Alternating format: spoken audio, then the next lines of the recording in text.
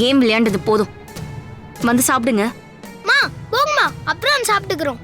வந்து சாப்பிட்டு விளையாடுங்கடா. போங்கம்மா, நாங்க வரலங்கறோம்ல. ஐயோ, இவங்களுக்கு ஸ்கூல்ல லீவு விட்டாலும் விட்டாங்க. இவங்களை வச்சு மேய்க்கிறதுக்குள்ள நம்ம ஒரு வழி ஆயிடுவோம் போலயே. அங்க என்னடானா அர்ச்சனா அவ ஃப்ரெண்டு வீட்டுக்கு போயே தீருவேன்னு அங்க உட்காந்து அழுதுட்டு இருக்கா. ஆமா, நீ இதுக்குதான் இந்த லீவ் எல்லாம் விடுறாங்களோ?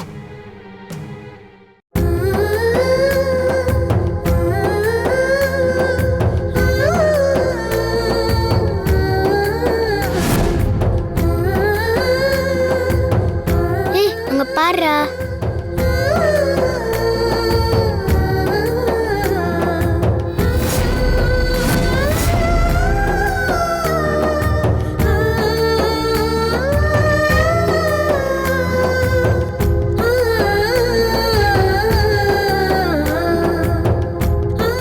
என்ன ஆன்னு பார்த்துட்டு இருக்கீங்க எல்லாரும்?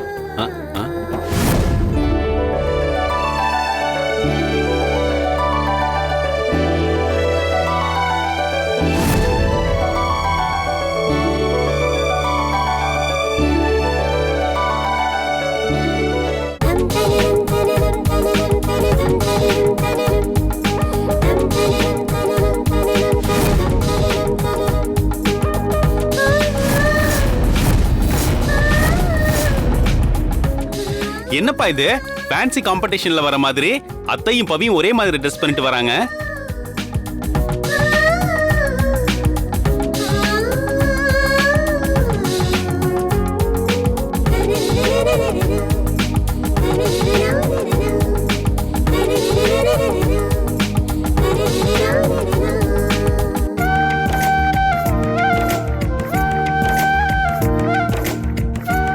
சித்தப்பா, இந்த புடவை எப்படி இருக்கு? நல்லா இருக்கா?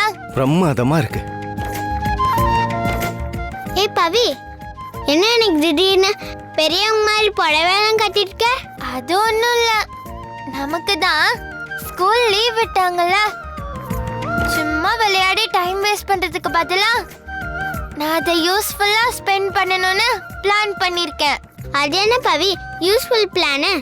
நானு பாட்டி கூட ஆபீஸ்க்கு போய் பிசினஸ் கத்துக்க போறேன்.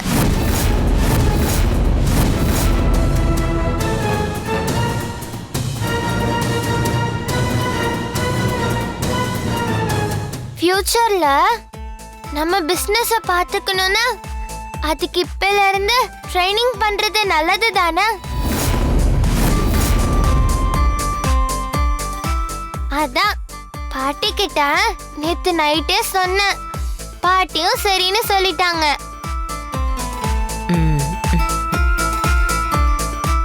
ஏண்டி, நீ ஒரு சுண்டக்கா.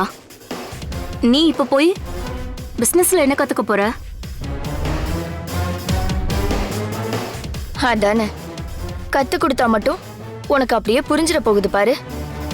அந்தந்த வயசுக்கு என்ன செய்யணுமோ அதைத்தான் செய்யணும்.